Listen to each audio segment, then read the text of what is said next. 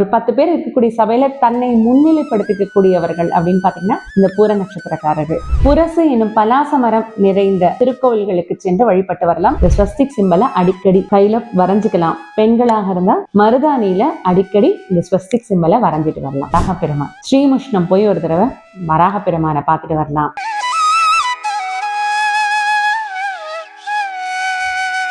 பிரபஞ்ச ஜோதி நேயர்களுக்கு வணக்கம்.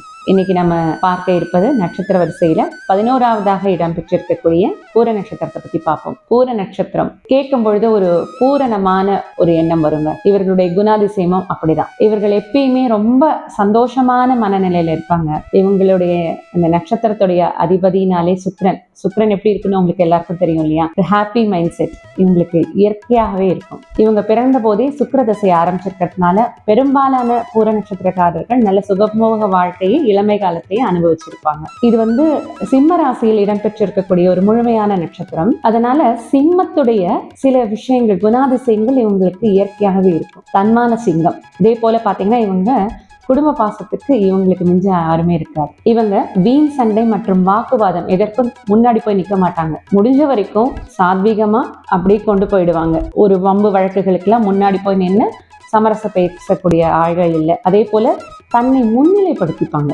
ஒரு 10 பேர் இருக்கக்கூடிய சபையில தன்னை முன்னிலைப்படுத்திக்கக்கூடியவர்கள் அப்படின்னு பாத்தீங்கன்னா இந்த பூர நட்சத்திரக்காரர்கள். இது சுக்கிரனுடைய ஆதிக்கம் அப்படிங்கிறதுனால இவங்களுக்கு இது இயல்பாவே வரக்கூடியதாக இருக்கு. இவங்க சிம்ம ராசியில் பிறந்தவர்கள் அப்படிங்கிறதுனால இவங்களுக்கு இயல்பாகவே ஆளுமை திறன் அதிகமாக இருக்கும். அதே போல நேரம் தவறாமை அப்படிங்கக்கூடிய இந்த பங்க்சுவாலிட்டி அப்படிங்கிறது இவங்களுக்கு இயல்பிலேயே வரக்கூடிய ஒரு குணாதிசயமாக இருக்கும். முன்னாடி ஃபர்ஸ்ட்ல போய் நிற்பாங்க. எதுனாலும் சொன்ன நேரத்துல கரெக்டா போய் நிற்கக்கூடியவர்கள் அப்படிங்கன்னா அவங்க பூர நட்சத்திரக்காரர்கள். அதாவது சிம்ம ராசியில இருக்கக்கூடிய 3 நட்சத்திரமே இந்த குணாதிசய இயல்பை கொண்டவங்க அப்படின்னாலும் இந்த பூர நட்சத்திரம் இந்த சென்டர் ஆஃப் அட்ராக்ஷனா முன்னிலைப்படுத்தக்கூடியவங்களாக இருக்கிறதுனால இவங்க முன்னாடி ஃபர்ஸ்ட் போய் நிற்பாங்க. இதுல ஆடி மாசம் பிறந்தவங்களுக்கு மட்டும் ஒரு சிறப்பு அம்சம் உண்டுங்க. ஆடி மாதம் மகம் பூரம் உத்திரம் முதல் பாதத்துல பிறந்தவங்க இவங்களுக்கு சூரிய சந்திரர்கள் பரிவர்த்தனை யோகம் பெற்று இவர்களுடைய 24-25 வயசுக்கு மேல ஒரு அற்புதமான ஒரு வாழ்க்கை இவங்களுக்கு காத்துட்டு இருக்கும். ரொம்ப சிறப்பாக வாழக்கூடியவர்களாக இருப்பாங்க. தயாள குணம் உண்டு. அதே சமயம் ஒரு சிறு கண்டிப்புடன் நேர்மையும் கலந்த அற்புதமான நட்சத்திரம் இந்த பூர நட்சத்திரம். இந்த பூர நட்சத்திரம் அப்படின்னாலே நமக்கு நினைவுக்கு வருவாங்க யாரு அப்படின்னு பாத்தீங்கன்னா உங்களுக்கு எல்லாருக்கும் தெரிஞ்சிருக்கும். திருவாடிபுரத்தில் ஜெகத்துதித்தால் வாழியே, திருப்பாவை 30 செப்பினால் வாழியே என்று போற்றப்படும் 12 ஆழ்வார்களில் ஒருவரான ஆண்டாளம்மை. அவங்க உதித்தது திருவாடிபுரம். எவ்வளவு ஒரு யூனிக்கான கேரக்டர் நமக்கு தெரியும் இல்லையா? தெய்வத்தையே தன்னுடைய மணாளனாக கொண்டு பாவித்து அவரையே சரணடைந்தவர்கள் அப்படிங்கிறதுனால இவங்களுக்கு இந்த காலபுருஷ தத்துவத்துல 5வது இடம் பெற்றிருக்க ராசிங்கிறதுனால இவங்களுக்கு எப்பயுமே அந்த தெய்வத்துடைய பூரண பலம் இவங்களுக்கு உண்டுங்க. இந்த பூர நட்சத்திரமானது வானத்துல 2 நட்சத்திரம் கொண்ட ஒரு கூட்டமைப்புல கட்டில் கால் போல காட்சியளிக்கக்கூடியது. இதனுடைய அதிதேவதை பார்வதி தேவி, அதிபதி சுக்கிரன். இதனுடைய விருட்சம் புரசு எனும் பலாச மரம். இதனுடைய மிருகம் அப்படின்னு பார்த்தீங்கன்னா எலி. பூர நட்சத்திரம் அன்பர்கள் புரசு எனும் பலாச மரம் நிறைந்த அல்லது தலவிருட்சமாக அமைந்த திருக்கோவில்களுக்கு சென்று வழிபட்டு வரலாம். இதனால அவர்களுடைய வாழ்க்கையில பல முன்னேற்றங்கள் வரும். அப்படி பார்த்தோம்னா சென்னையில நம்ம அடிக்கடி கேள்விப்பட்ட இடம் தாங்க புரச மரம் அதிகமாக நிறைந்த இடம். அதனால புரசவாக்கம் என்று பெயர் மாறி வந்தது. அந்த புரசவாக்கத்தில் அமைந்த கங்காதீஸ்வரர் திருக்கோவில்ல புரசை மரம் எனும் பலாச மரம் தான் தலவிருட்சமாக இருக்கு. அதனால சென்னை சுற்றி இருக்கக்கூடிய பூர நட்சத்திர அன்பர்கள் அந்த திருக்கோவிலுக்கு சென்று பலாச எனும் புரச மரத்துக்கு அடியில சற்று நேரம் உட்கார்ந்துட்டு வரும்பொழுது மனசுல ஒரு நிம்மதியும் தைரியமும் வரும். கஞ்சனூர் கற்பகாம்பாள் திருக்கோவிலில் அக்னீஸ்வரர் திருத்தலத்தில் உள்ள தலவிருட்சம் புரசமரம். நாலூர் எனும் தஞ்சாவூர் மாவட்டத்தில் அமைந்த திருக்கோவில்ல ஈஸ்வரனுக்கு பேரே பலாசவனநாதர் அப்படிங்கிற பேரே உண்டு. அந்த பலாசவனநாதர் திருக்கோவிலுக்கு சென்று பூர நட்சத்திரத்தன்று வழிபட்டு வரலாம். இப்பொழுது இந்த பூர நட்சத்திர அன்பர்கள் எந்தெந்த நட்சத்திர வடிவங்களை உபயோகிச்சு தங்களுடைய வாழ்க்கையில ஜெயிக்கலாம் அப்படிங்கிறத பார்ப்போம். இந்த பூர நட்சத்திரத்தோட வடிவம் கட்டில் கால்னு பார்த்தோம். இது போல இன்னும் 2-3 வடிவங்கள் இருக்கு. அதுல பாத்தீங்கன்னா ஒற்றை கண் இந்த வடிவம் ரொம்ப பிரசித்தியான வடிவம். இந்த பூர நட்சத்திர அன்பர்கள் இந்த ஒற்றை கண்ணை அடிக்கடி வரைந்தோ இல்ல ஒரு பிரிண்ட் அவுட் எடுத்தோ அடிக்கடி பார்த்துட்டு வரும்பொழுது, எப்பெல்லாம் அவங்க மனசு ஒரு மாதிரி சஞ்சலமாக இருக்கும் பொழுதோ ஒரு அழுத்தமான காலங்கள்லயோ அவங்களுக்கு இந்த ஒற்றை கண்ணான வடிவமானது இவங்களுக்கு மிகுந்த தைரியத்தை கொடுக்கும். இன்னொரு சுவாரஸ்யமான விஷயத்த சொல்றேன். இந்த ஒத்தை கண்ணை பத்தி ஞாபகம் வருது.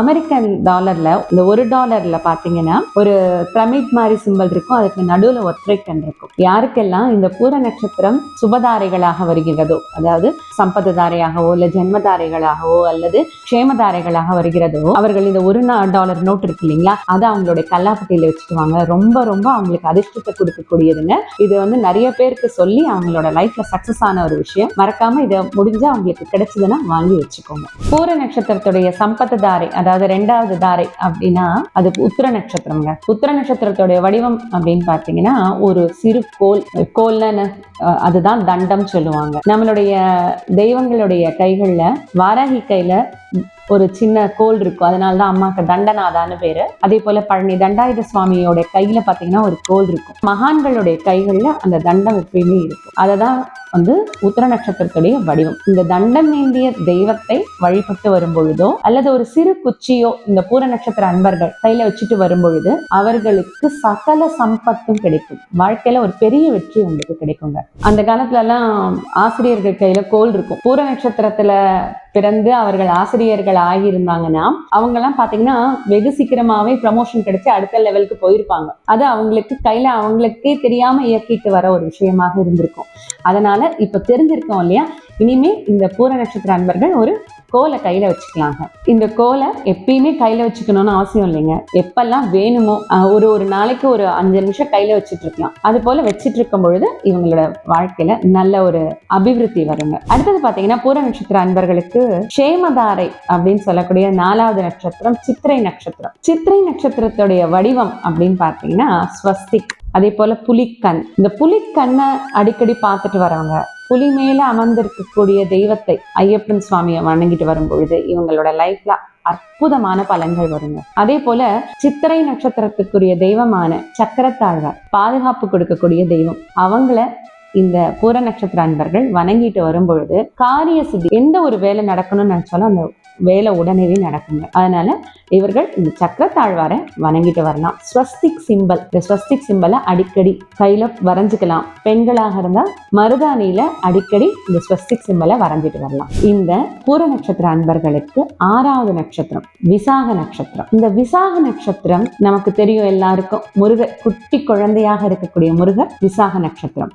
விசாக நட்சத்திரத்துக்குன்னு பார்த்தீங்கன்னா அதனுடைய வடிவம் முரம். இந்த காலத்துல நம்ம வீட்டுல எல்லார் வீட்லயும் முரம் இருந்தது, இப்பெல்லாம் பார்க்க முடியலைங்க. அதே போல கை விசிறி எல்லார் வீட்லயும் ஒரு காலத்துல இருந்தது. கை விசிறி எல்லாம் நீங்க திரும்பவும் எடுத்து பயன்படுத்திக்க ஆரம்பிச்சிட்டாக்க இந்த பூர நட்சத்திர அன்பர்களுடைய வாழ்க்கையில சாதகமான சூழல் உருவாகும். குலதெய்வத்துடைய அருளும் பூரணமாக கிடைக்கும். அடுத்தது பார்த்தீங்கன்னா பூர நட்சத்திர அன்பர்களுக்கு 8வது நட்சத்திரமாக இருக்கக்கூடிய கேட்டை நட்சத்திரம். கேட்டை நட்சத்திரம் அப்படின்னாலே அதனுடைய வடிவம் ஈட்டி. அதனுடைய தெய்வம் வராக பெருமான். ஸ்ரீமுஷ்ணம் போய் ஒரு தடவை வராக பெருமானை பார்த்துட்டு வரலாம். ஈட்டி சிம்பலை அடிக்கடி பார்த்துட்டு வரும்பொழுது இவங்களுக்கு மைத்ரதாரை எனும் 8வது தாரை இயக்கப்படும். அப்போ இவங்களோட வாழ்க்கையில ஒரு முக்கியமான விஷயங்களுக்கானது, அதே போல ஒரு நண்பனை போல உதவக்கூடிய இந்த நட்சத்திரத்தை அடிக்கடி இவங்க வாழ்க்கையில பயன்படுத்திட்டு வரலாம். பூர நட்சத்திரத்துக்கு 9வது நட்சத்திரமான மூல நட்சத்திரம். இந்த மூல நட்சத்திரத்துடைய தெய்வம் அப்படின்னு பார்த்தாலே ஆஞ்சநேயர். ஆஞ்சநேயரை மனமுருகி இவங்க வழிபட்டு வரலாம். மூல நட்சத்திரத்துடைய வடிவம்னு பார்த்தீங்கன்னா யானையுடைய தும்பிக்கை. அப்போ விநாயக பெருமானையே இவங்க வணங்கிட்டு வரலாம். விநாயக பெருமானுடைய அந்த தும்பிக்கையை பார்த்துட்டு வணங்கிட்டு வரலாம். இன்னும் 2 பேரும் சேர்ந்த உருவம் வடிவம் அப்படின்னு பார்த்தீங்கன்னா ஆத்யந்த மூர்த்தின்னு சொல்லக்கூடிய விநாயக பெருமானும் ஆஞ்சநேயரும் இருக்கக்கூடிய அற்புதமான ஒரு உருவம் சில கோவில்களுக்கு இருக்கும். அந்த கோவில்கள்ல போய் வணங்கிட்டு வரங்க. வாழ்க்கையில அதி அற்புதமான ஒரு மேன்மையை கொடுக்கக்கூடியது இந்த 9வது நட்சத்திரம். உற்ற நண்பனை போல இந்த இரு தெய்வமும் உங்களுக்கு கூடவே இருந்து துணை புரியும். இதுவரைக்கும் பூர நட்சத்திரத்துடைய சிறப்பம்சங்கள், எந்த தெய்வத்தெல்லாம் வழிபட்டுட்டு வந்தா இவங்களுக்கு வாழ்க்கையில அடுத்தடுத்த நிலைகளுக்கு போகலாம், அதே போல விருட்சங்கள் இருக்கக்கூடிய தலங்கள், திருத்தலங்கள், இதெல்லாம் பார்த்துட்டு வந்தீங்க. இனி அடுத்த பதிவுல அடுத்த உத்திர நட்சத்திரத்தை பத்தி பார்ப்போம். வணக்கம்.